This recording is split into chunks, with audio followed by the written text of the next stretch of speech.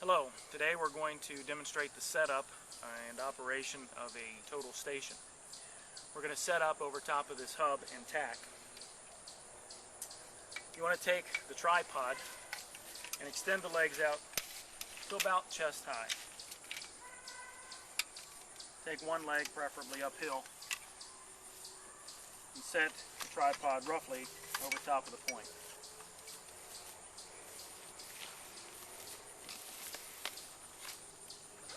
We're going to use a TopCon total station.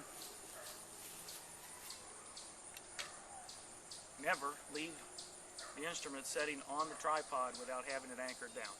Always leave one hand on the total station.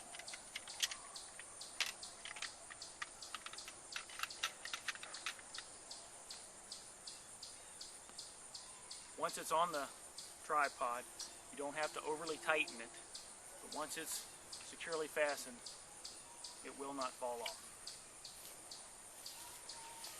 With one leg uphill, anchored in the ground, and again I can put my whole body weight on it, and should, to set the leg tight.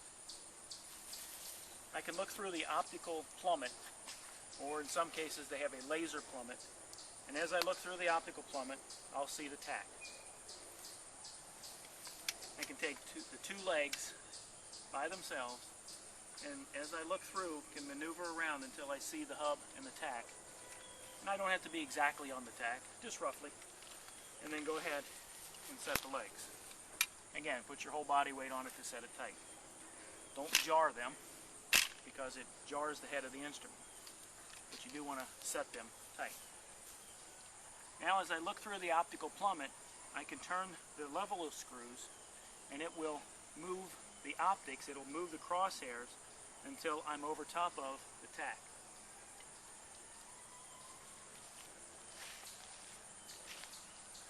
Now that I'm over top of the tack, the most important part is to level with the legs. You want to look and find the bubble level. There's a target bullseye level that you want to try to get in the center of the circle. And you do so by unclamping the legs and raising and lowering them. You don't pull them out of you don't pull the feet out of the ground, but you simply raise and lower the legs until the bubble goes in. Won't on the first time. The bubble will tend to track around, but what you can do is track it and aim it at another leg.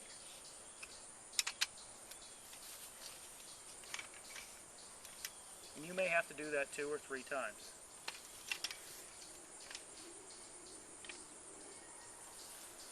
Once the bubble's in the circle, I can look through and see if I'm off the tack and redo this. It's an iteration, a trial and error process. The farther the hub is out of the ground, I may have to do that 2 or 3 times. So I put it back on with the screws and then level with the leg. If you get the hang of that, you'll have the main part of setting up.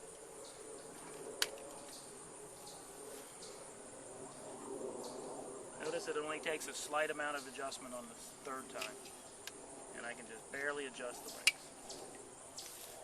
At this point, I want to find the sensitive vial level.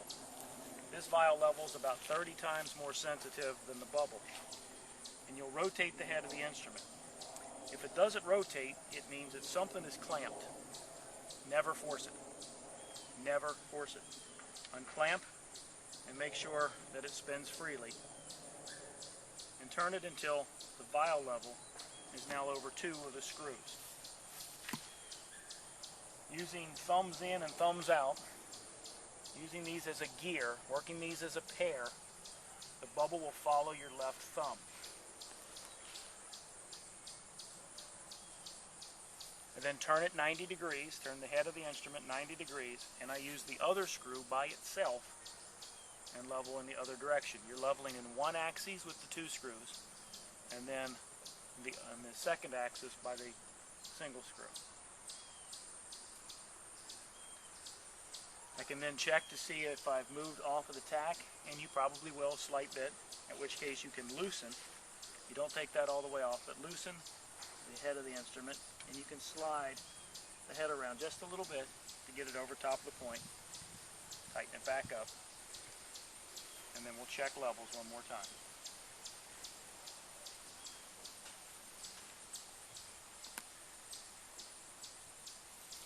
And we're now ready to start up and run the total station. Go. Okay, now with the instrument set up and leveled over top of the point, we're now ready to operate or take angles and distances. Find the power button. And most instruments require that you go through or break the vertical circle and the horizontal circle. Simply spin through the axes and you should read, it should be displaying angles. If it goes out of adjustment, a B letter will appear and you may have to go through the leveling process. The operation requires that you first find the target that you're looking for. And you can do that by using the culminator or the gun sight point across the top and the clamp screw mechanism. In order to set, you want to clamp first. That prevents it from moving. And then you would turn the tangent screw or the fine-tune adjustment, which moves it back and forth, left and right. Same thing in the vertical direction. It's loose until you clamp it, and then you can fine-tune up and down. So in order to find it, you want to make sure both clamps are loose. I'm going to use the gun sight point culminator, and notice that I keep my right hand on the clamp, and then as I find it roughly in the field of view, I can clamp it. And now as I look through, I'll see the target. You should have your crosshairs sharp. The crosshairs would be sharpened by turning the eyepiece slightly. And the focus, most focus rings are the larger rings on the outside of the eyepiece. I can turn the focus ring, and I want to make sure that the crosshairs and the image is focused nice and sharp for my eye. Now as I look through, I can adjust left and right, and can go up and down to get onto the target. The button operation varies between manufacturer, but for the most part there's going to be an angle button which allows you to turn the angle or read the angle, and some sort of a measurement button that allows you to actually shoot the distance, or the laser that reflects off the retroreflective prism and displays the distance. There's also going to be a zero set mechanism which allows me to orient zero into a particular direction. This particular model has a zero set button. When I press it once, it blinks, and as I press it a second time, it holds that zero angle. I can then hit a measurement button, and it will take several readings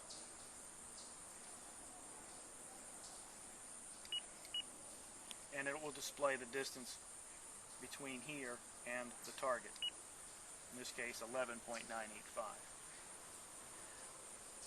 I then unclamp and take a sight onto the next prism, and will display, and it will display and read the angle that I turn and the distance that it shoots.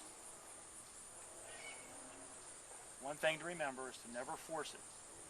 If it's clamped, it won't spin. Sometimes you'll get a little bounce out of them, but that's not real good for them.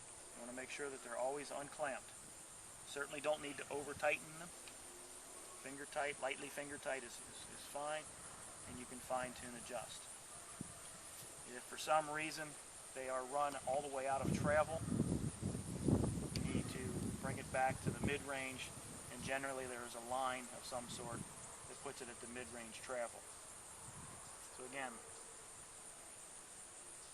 I can use the culminator, get close, lightly clamp it, find and focus, and I can do the adjustment left-right, up and down, and then whatever key sequence I may need to do to set zero or to measure the angle, turn the angle.